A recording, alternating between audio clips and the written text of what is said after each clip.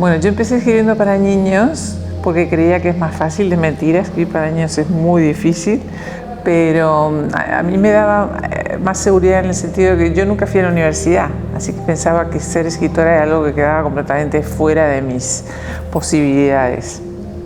Tuve la suerte de que, bueno, el primer libro que llevé a una editorial me lo publicaron y el segundo me dieron un premio, entonces eso me dio mucho ánimo para seguir adelante y pedaleando, aquí estoy. Yo creo que cuando me dieron el premio Planeta, en el año 1998, que estoy impresionada porque dentro de poco van a ser 30 años, qué barbaridad. Pero sí, yo antes del premio he estado traducida a 3, 4 idiomas, ahora estoy traducida a 30. Y yo creo que en buena medida se lo debo a este premio. Los premios son como un espaldarazo, ¿no? O sea que de alguna manera es como que si estabas en tercera división, pues subes a segunda o algunas veces incluso subes a primera. Bueno, eso es muy emocionante. Yo, por ejemplo, hace unos años vinieron mi traductora de chino para hacerme una entrevista. Y eso fue una cosa bastante curiosa porque pensé que venía mi traductora de chino, pero vinieron 6 traductoras de chino, todas muy parecidas. Y me acuerdo que nos entrevistamos y ellas hablaban español perfecto, que me sorprendió mucho porque todos hablaban español perfecto y cada una estaba especializada en una parte de la novela, ¿no? Y entonces, bueno, pues ahí tengo las portadas de mis libros en distintos idiomas y recuerdo con mucho cariño esta de China. Todo se ha dicho, no he recibido ni un solo duro de mis ventas en China, con tantos millones de lectores, pero bueno, de todas maneras me hizo mucha ilusión.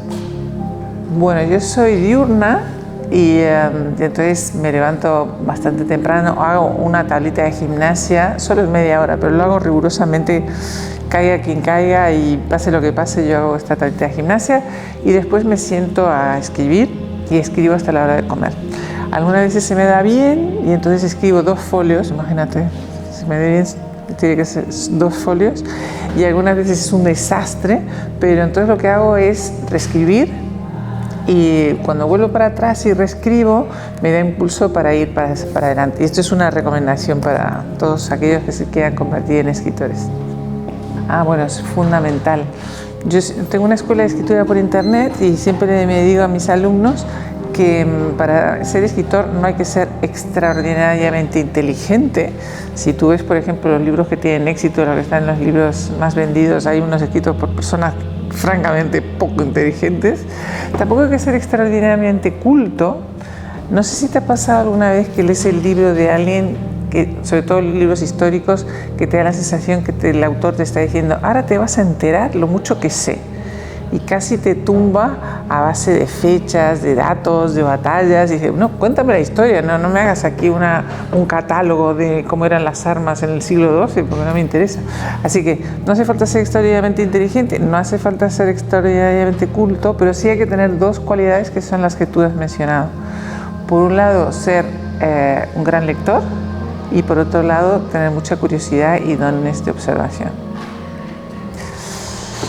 Sí, no solamente hay partes de mí en los personajes positivos, sino que hay mucha parte de mí en los personajes horrendos. Porque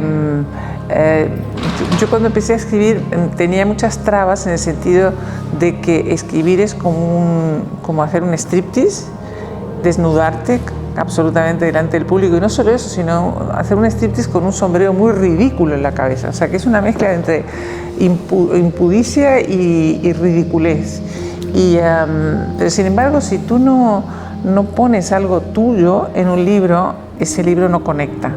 Y entonces el truco que yo descubrí es poner las partes más horribles de mi personalidad en personajes muy ajenos a mí.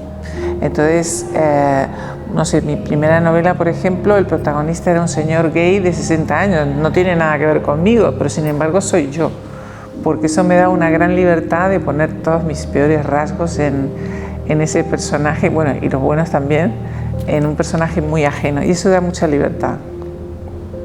Claro, inevitablemente todo eso se trasluce a la hora de escribir. Yo, por ejemplo, soy uruguaya y entonces ya el Uruguay es un país muy mestizo en el sentido de que tiene influencia muy diversa, ¿no? Por supuesto tiene una influencia española, tiene una influencia italiana muy grande, pero tiene también una influencia judía, una influencia centroeuropea, por supuesto una influencia indígena, y todo eso mezclado crea una literatura mestiza que, como ocurre también con las personas, muchos de los mestizos son guapísimos, ¿no? La mezcla siempre es favorable. Bueno, pues en literatura yo creo que también es muy fértil. Una forma de reconciliación y también una forma de venganza, porque yo, por ejemplo, si alguien me cae mal, lo pongo en un libro, lo mato y me quedo como nueva. Y después también me he ahorrado mucho dinero en psicoanálisis, porque en las páginas de los libros estás volcando de forma inconsciente todo lo que tú eres sin tapujos, ¿no? Y eso ayuda mucho, sobre todo a las personas torturadas como soy yo. Bueno, eso fue bastante difícil, sobre todo en mis comienzos. Date cuenta que yo empiezo a publicar en el año 81, o sea, hace un siglo. En aquel momento había como un prototipo de cómo tenían que ser las escritoras. Ahora eso no ocurre. Ahora las escritoras, una es una punky que tiene 16 años, otra es una señora de 80 que va con una falda escocesa, la otra es una vampiresa. O sea, no hay perfil de escritoras, mejor dicho, pero en aquella época sí. Y entonces el prototipo era un poco como Carmen Martín Gaite. Así que había que tener, a ser posible, el pelo blanco, cosa que yo no tenía porque tenía 30 años, y con una boina, quedaba muy bien ir con boina, con unas faldas muy largas y por supuesto usar gafas. Claro, yo iba en minifalda, no daba el perfil en absoluto. Así que me costó muchísimo que me tomaran en serio. Pero bueno, yo tenía claro que si perseveraba y si lo que yo escribía tenía algún valor, tarde o temprano me lo reconocerían. Me costó mucho, mucho, mucho, pero bueno, aquí estoy. Bueno, primero, virgencita, que me quede como estoy, porque doy gracias a la vida de todo lo que he conseguido, que es mucho más de lo que yo me podía imaginar nunca.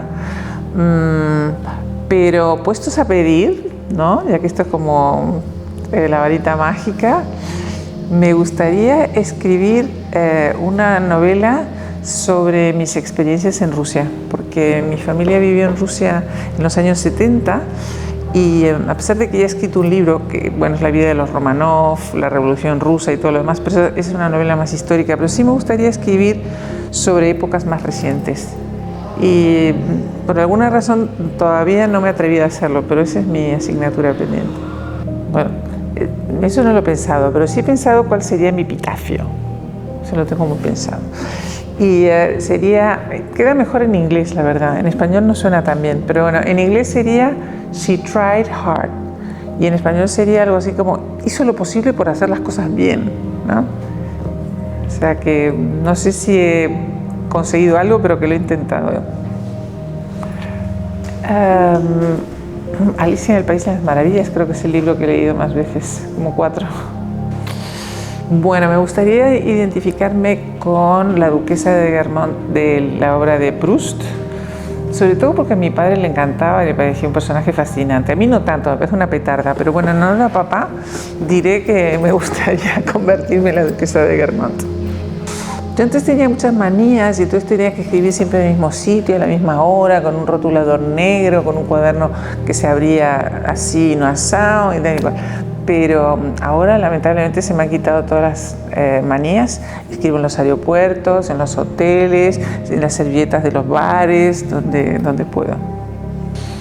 Yo tengo mi infancia muy mitificada porque vivía en una casa extraordinaria, muy grande, con un jardín que era como un jardín botánico, y nosotros ocupábamos los 2 pisos de abajo y arriba literalmente vivían los fantasmas de unas historias terroríficas de las que por supuesto no se hablaba en la familia y que yo trataba de averiguar como fuera y de las que no conseguí enterarme hasta hace muy poco, pero yo creo que gracias a esos fantasmas me convertí en escritora.